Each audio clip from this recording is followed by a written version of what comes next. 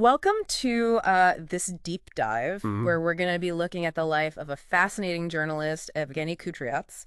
Yes. And He's quite the character. yeah, we've got a treasure trove of information to sift through here. Oh, we do. His bio page is just packed with accomplishments. It's not just a list, though. Right. It's like a tapestry Okay. of different threads. You've got music and journalism, literature, a touch of politics even. Wow. It makes you wonder what kind of person emerges from such a vibrant background. Yeah, And exactly. So before we unpack this intriguing story, let me ask you, our listener, a question. Okay. When you think of a successful journalist, what comes to mind? Yeah. Is it the number of articles they've written, the variety of topics they cover, or maybe the big names they've interviewed? Absolutely. Keep that question in mind Okay. as we delve into the world of Evgeny Kudryats. That's a great point to ponder on. Yeah. Because his story really challenges those preconceived notions of what a journalist's career can actually look like. Okay. For example, did you know that before entering the world of journalism, he was actually a trained choir master? Wait, a choir master? That's right. Now that's a twist I did not see coming. He graduated from the Kharkiv Institute of Arts. You wouldn't think those two fields would have much in common. You'd be surprised. Would you? You would. Yeah. Think about the skills that a choir master hones. Okay. Leadership, an ear for rhythm and tone. The ability to kind of blend those diverse voices into a harmonious whole. Yeah. These are surprisingly transferable Oh, wow. to the world of journalism, Okay. especially when you're trying to make those complex topics resonate with an audience. Yeah. You know what I mean? That's actually brilliant. Yeah. It's like those seemingly unrelated experiences become the secret ingredient in his And his recipe for success. for success, yeah. And speaking of experience, Yeah. Kudryats' early journalism career in Ukraine Yes. is a testament Yes. to his versatility. That's right.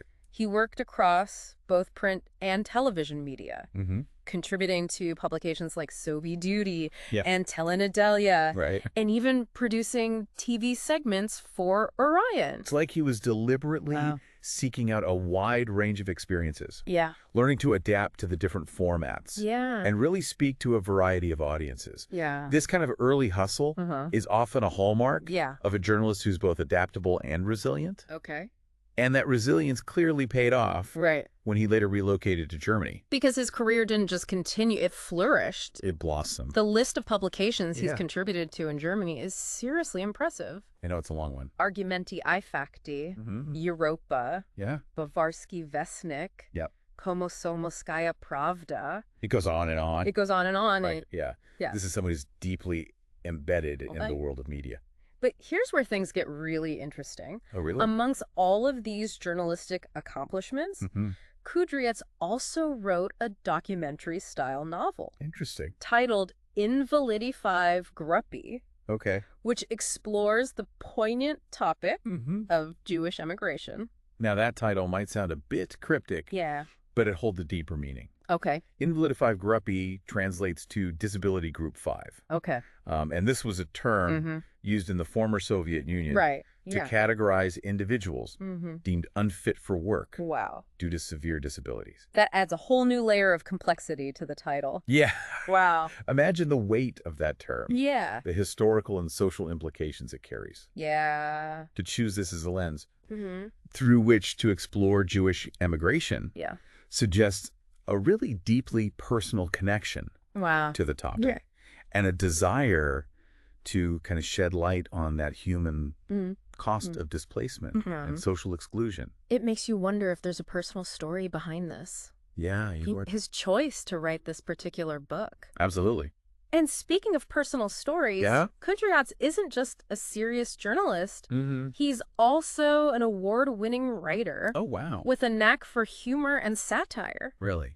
And these skills honed in creative writing competitions have undoubtedly enriched his journalistic work. Absolutely. Humor when wielded effectively, can be a powerful tool. It can make complex topics more relatable, disarm readers, and even help them grapple with difficult truths.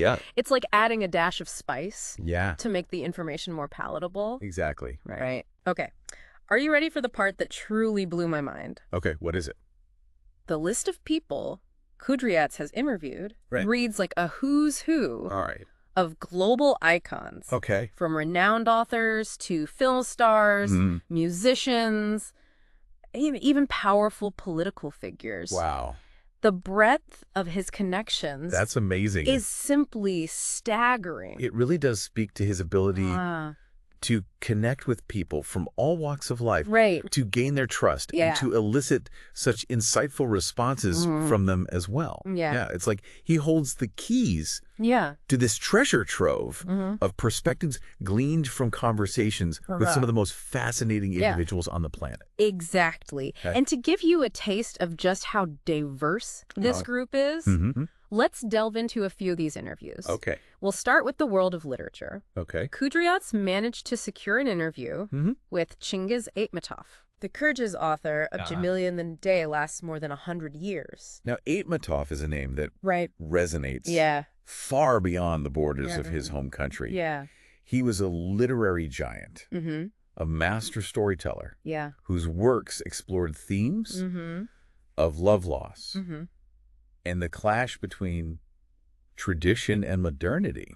To have sat down with him for an interview is a testament to Kudryats' ability to connect with individuals of profound cultural significance. It's almost as if Kudryats is a conduit, bridging these cultural divides and bringing these voices to a wider audience. Absolutely. And speaking of reaching a wider audience, his next interview takes us to the world of Russian television.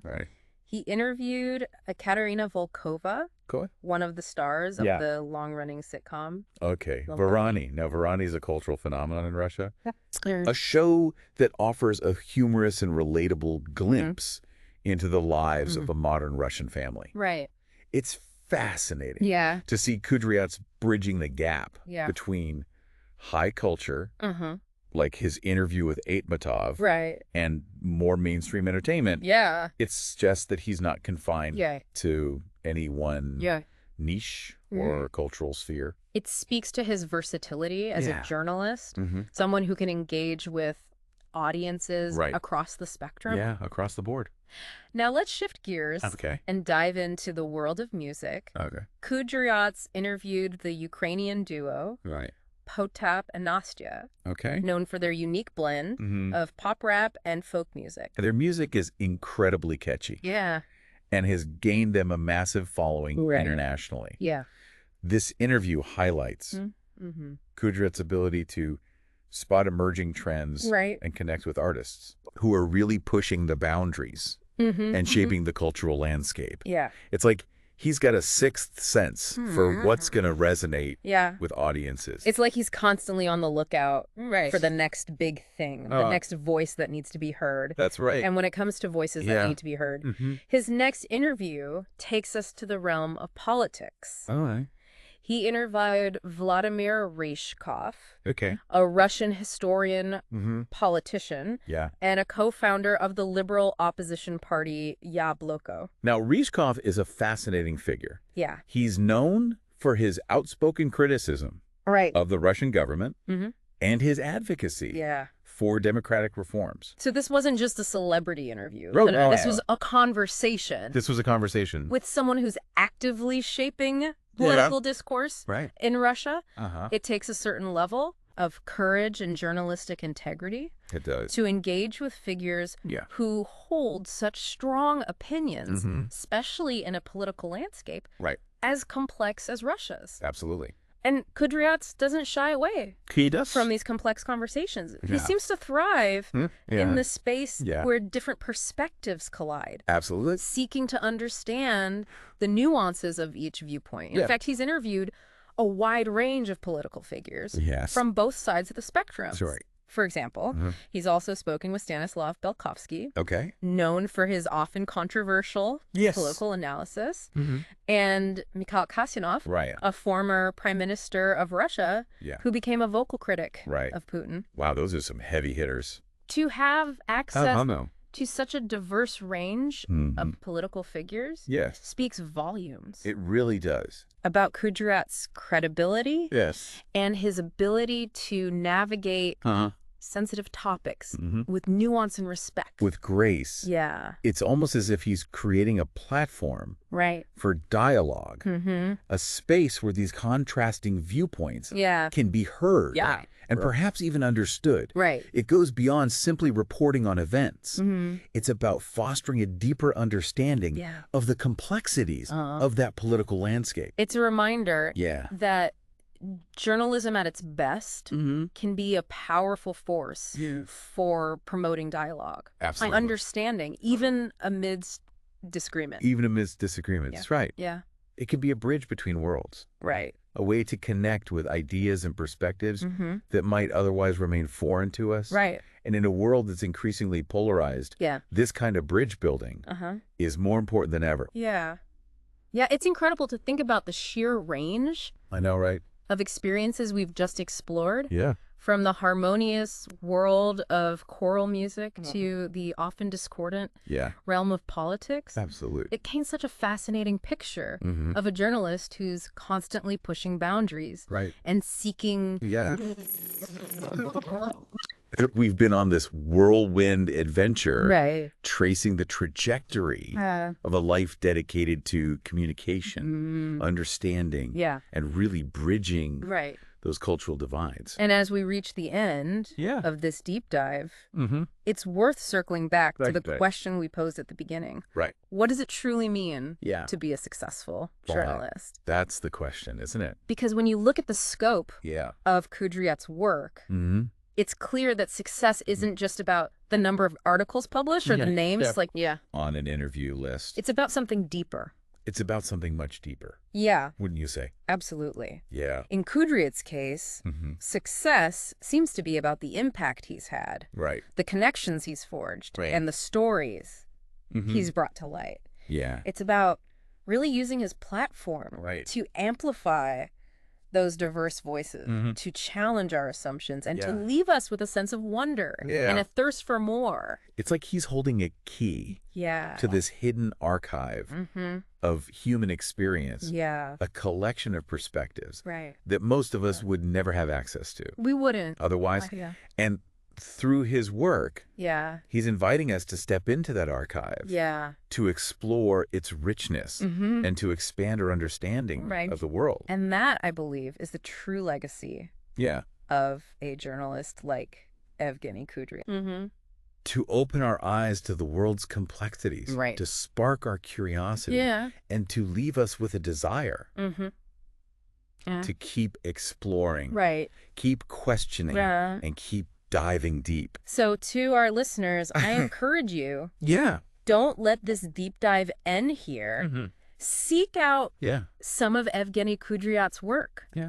Read his articles, watch his interviews, maybe even track down a copy of his novel. No, why not? You never know what kind of insights you might gain from immersing yourself in the work of someone who's dedicated their life to bridging cultures and sharing stories. And as you delve into his world, remember that initial question we posed? What makes a journalist successful? Perhaps you have a new answer? Or maybe even more questions. Either way, keep exploring, keep questioning, and keep seeking out those deep dives. That enrich our understanding of the world around us. Beautifully said. Thank you. Until next time, happy diving, everyone.